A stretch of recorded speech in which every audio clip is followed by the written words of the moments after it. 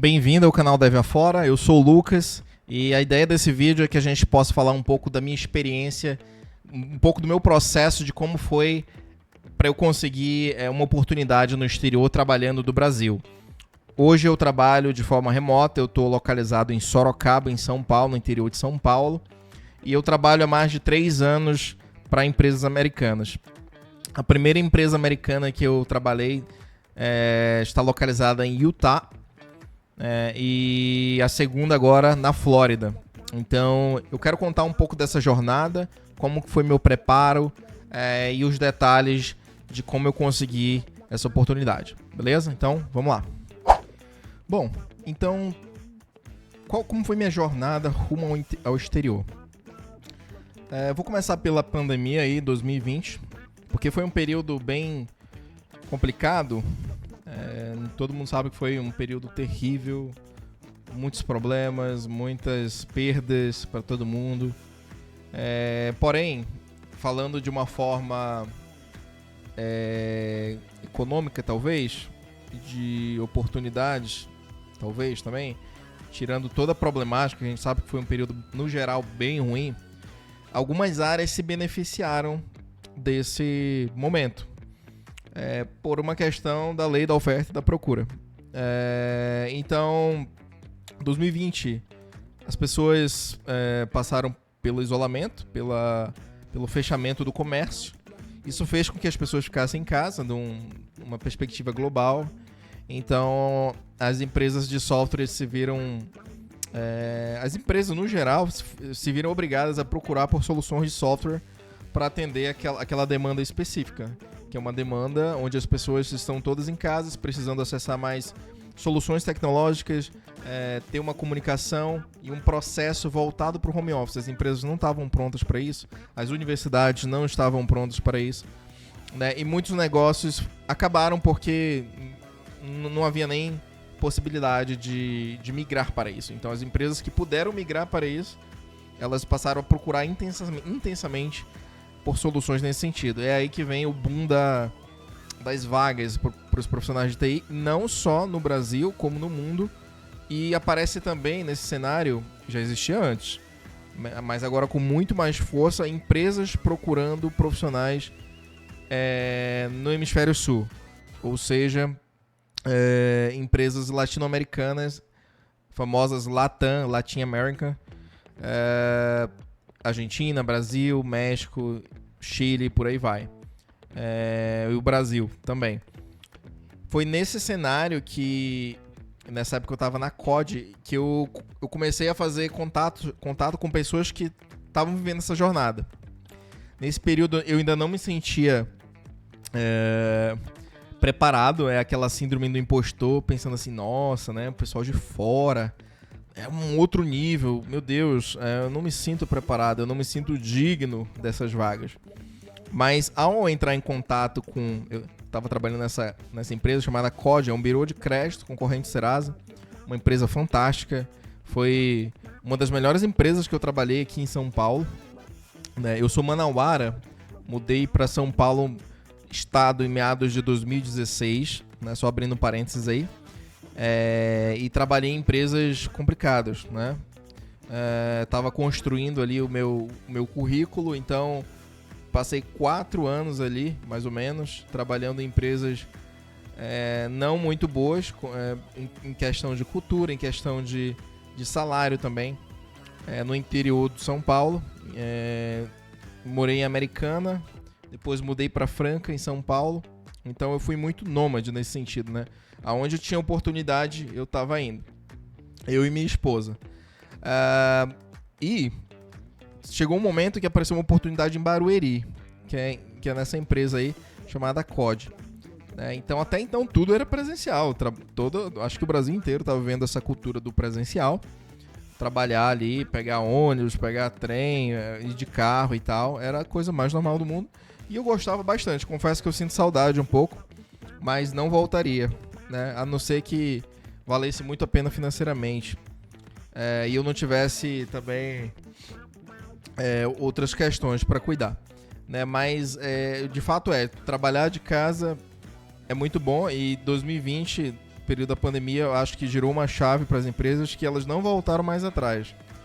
Todo mundo passou para o home office, poucas voltaram. Tem gente aí defendendo que a volta do home office, que a volta do presencial, que o home office vai acabar com a tua empresa. Tem muito CEO falando isso, tem muito profissional, tem muito líder, né, defendendo essa volta e atacando o home office. Mas confesso que desde 2020 eu me sinto muito produtivo, minhas entregas sempre foram excelentes e até hoje eu tenho que ter muito cuidado porque eu sempre trabalho além, né? Então sobra mais tempo, aí eu acabo trabalhando muito mais. Então eu acho que isso é até melhor para as empresas, tá? Eu não tenho preconceito algum com home office. Mas fechando esse parênteses, explicando por que as empresas vieram para cá. Por causa disso. Porque elas começaram a procurar uma força de trabalho um pouquinho mais em conta relacionada à força de trabalho americana. E canadenses também, né? Então eu vi muitas oportunidades no Canadá e nos Estados Unidos procurando profissionais aqui no Brasil. Então, em 2021, eu trabalhei nessa empresa em Pinheiro, São Paulo, chamada Gamers Bank. Foi aqui que eu me senti um pouquinho mais preparado, porque eu trabalhei com 2 profissionais que trabalhavam part-time com a gente, né? Se ele estiver vendo esse vídeo, ele vai saber. A gente é amigo até hoje, um deles, né? E eles trabalhavam para fora, numa consultoria chamada BytesDev.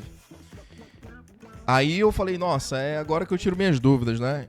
Então, quando eles esclareceram minhas dúvidas, ficou claro para mim que não era aquele monstro de 7 cabeças.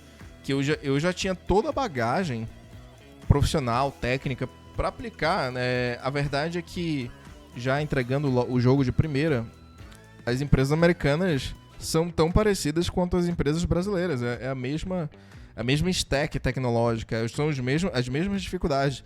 E digo mais, eu puxo até sardinha para as empresas brasileiras, porque comparando, pelo menos na minha experiência, eu achei as empresas brasileiras bem mais organizadas, né? A COD, por exemplo, a Gamers Bank são empresas que eu achei bem legal de trabalhar, entendeu? Então, e a cultura bem bacana também, empresas, geralmente empresas grandes, vai no Mercado Livre, PicPay, Serasa, os bancos, o Bradesco, Itaú, são empresas, o Nubank também, são empresas excelentes para trabalhar, são empresas de excelência. E às vezes nem se compara você trabalhar nessa empresa e você ir trabalhar para fora. Você vai sentir um baita baque, assim. Você, nossa, né? Cadê aquela expectativa? Se você tem, diminui, porque nem sempre é assim. Pode ser que seja, pode ser que você vá para uma Big Tech aí, por exemplo, um Facebook da vida, uma Amazon. De repente a cultura dessas empresas está um pouco mais alinhada com essas questões best place to work, né, e tudo mais, né? Então eu tinha essa crença e aqui eu perdi essa crença em 2021. Então foi quando eu comecei a aplicar. Eu falei, quer saber? Vou fazer o teste, vou fazer as entrevistas e tá na hora de aplicar. Então 2022 eu apliquei, comecei, na verdade em 2021, no início de 2021 comecei minhas aplicações, no início do ano. Foram aí um ano inteiro de intensas aplicações, muitas entrevistas. Foi aí que eu pude ver, nessa época meu inglês ele era intermediário, suficiente para me comunicar, mas eu pude ver o quão arranhado ele era, né? Até hoje eu continuo estudando, sigo estudando, eu acho que é um ciclo eterno aí, né? Para quem não é nativo, você continua estudando sempre. Até mesmo em português, de vez em quando a gente pesquisa uma palavra nova, não é muito diferente para o inglês. É ainda mais intensa essa questão para o inglês, que não é a sua língua nativa. Então, as entrevistas me fizeram ver que eu precisava melhorar. Então, eu comecei um processo de estudo, um processo de preparo para entrevistas. Para a primeira entrevista, que era o filtro da RH. Então, a primeira parte, não é a mais difícil, mas desafiadora também, é fazer o teu currículo ser visto. Tem todo um filtro que eles fazem. Então, só de você conseguir chegar na primeira entrevista, isso é louvável. Em 2021 a gente ainda estava vivendo um pouco da pandemia, ainda tinha muita vaga. Então, essa parte era mais tranquila, você chegar na entrevista. Então, legal, você chegou, agora você precisa matar essa parte, porque aí ela vai filtrar a parte do RH, né? As pessoas vão filtrar ali, os entrevistadores vão filtrar o teu nível de inglês, eles vão filtrar o match da cultura da empresa e se tu tem o background técnico que eles precisam. Eles vão saber navegar minimamente pela stack e às vezes, dependendo, vão saber fazer perguntas bem técnicas até. Então, matou essa parte, você consegue avançar. Então, eu fiz muitas entrevistas, dezenas, toda semana eu tinha uma entrevista, né? Eu fiz um volume de aplicação absurdo, então toda semana eu tinha uma entrevista, né? Tinha vezes que eu me perdia, eu não sabia de qual processo que eu tava, mas eu me chamava assim, eu entrava na reunião, tinha que trabalhar, né? Às vezes, aí eu lembrava, eu lembrava na hora ali, aí eu falava, estou nesse processo, eu lembrei, né? De tão intenso que tava minhas aplicações. E eu não tava passando. Cara, mas o interessante é que chegou um ponto que aí já final de 2021,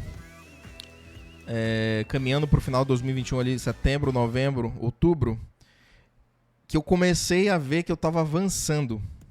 Eu tava passando da parte do RH e avançando as entrevistas técnicas. Teve uma empresa chamada Sochi, que eu avancei, eu fiz todos os rounds de entrevistas e cheguei na última fase, a mais difícil, que é a entrevista de System Design. E, cara, eu propus uma solução, eles acharam até aceitável, mas não era o que eles esperavam. Foi horrível, eu fui reprovado. O salário era, assim, surreal, né, pra quem trabalha no remoto.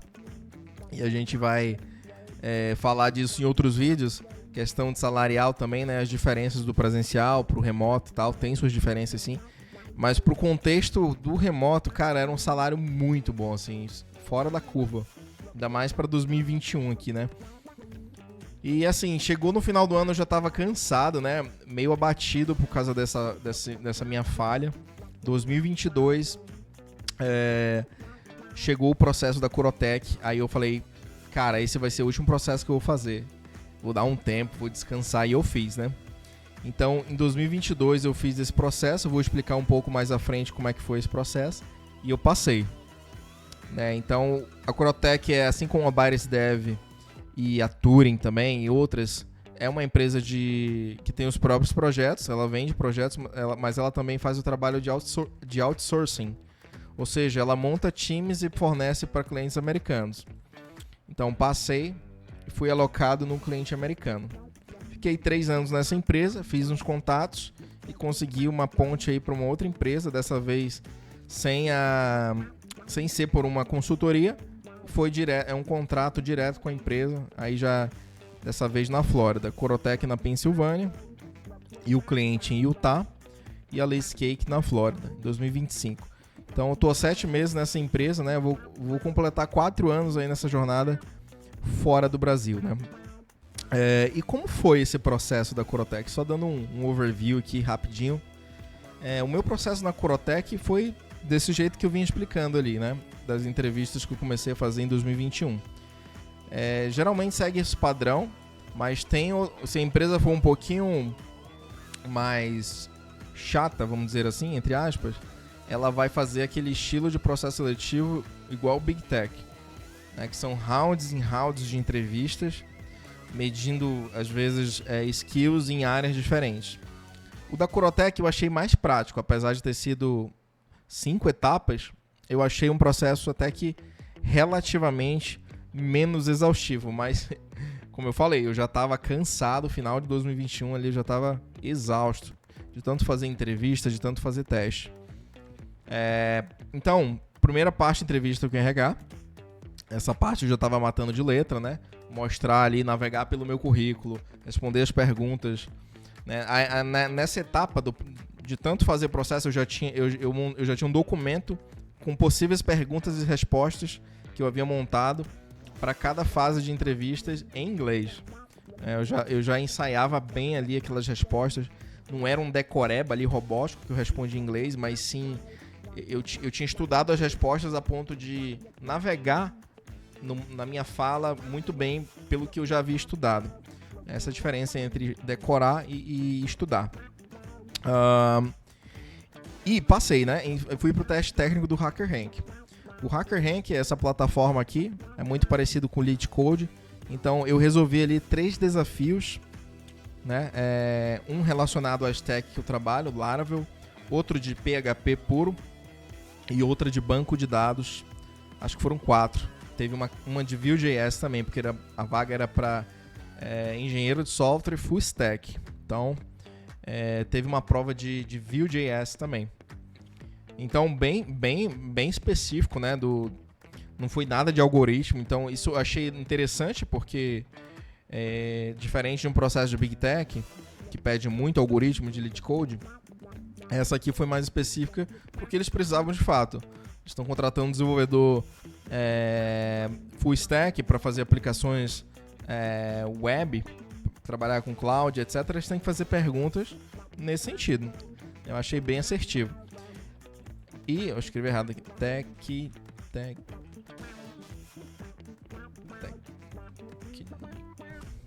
Pronto.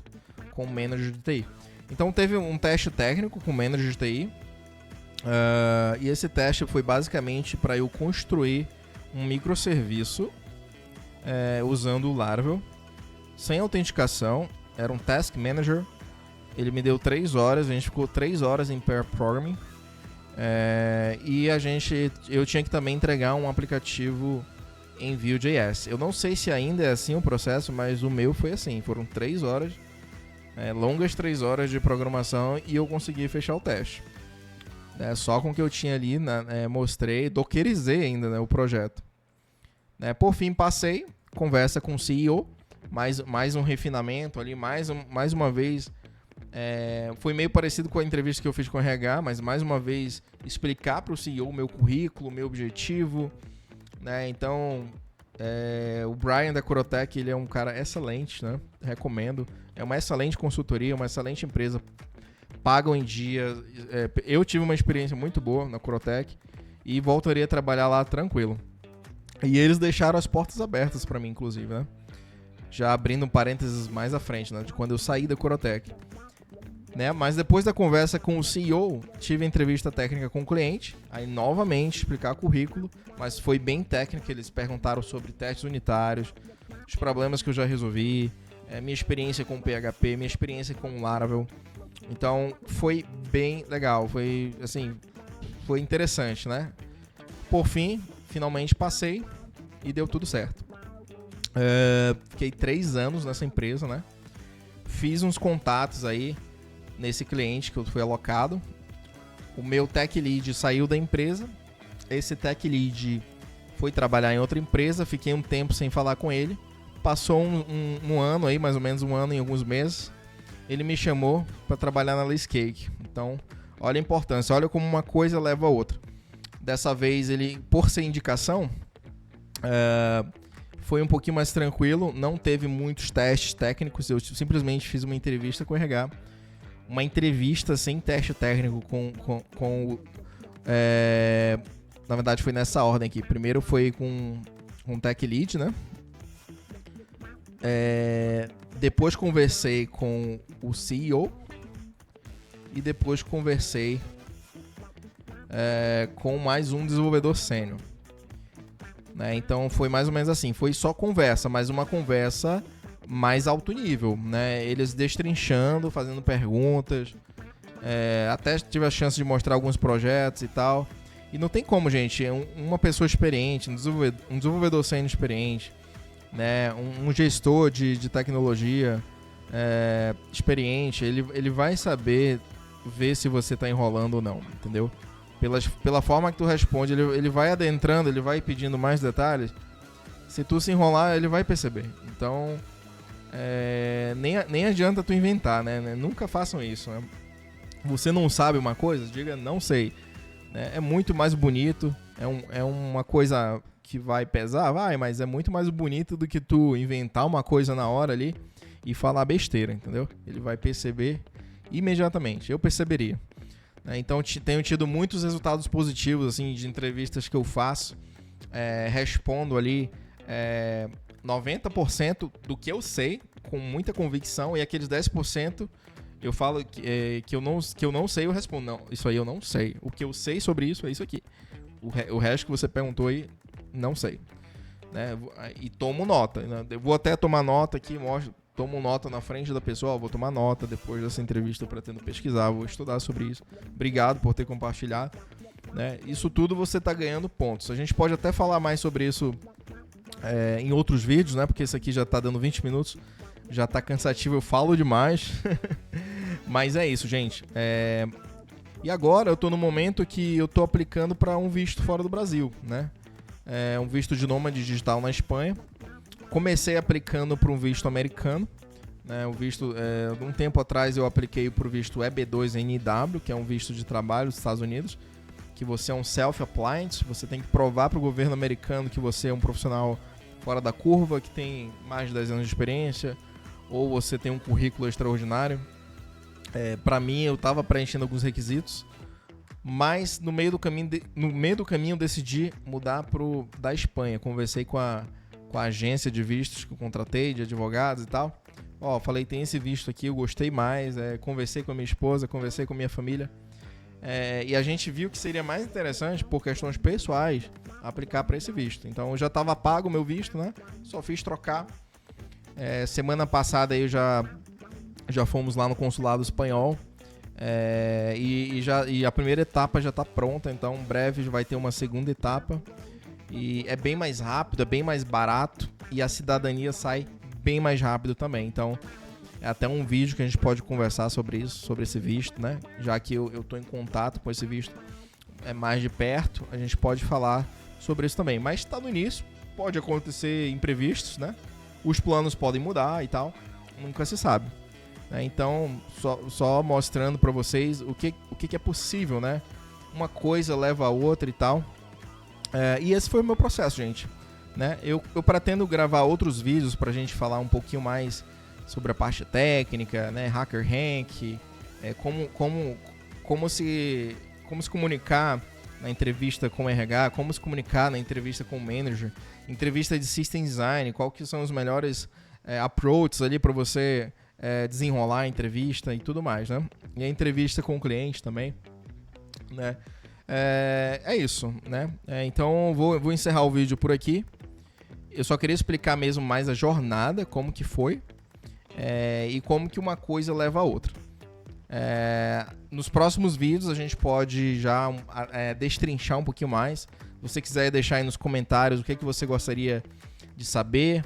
Eu estou em alguns grupos que o pessoal tem muita dúvida com inglês.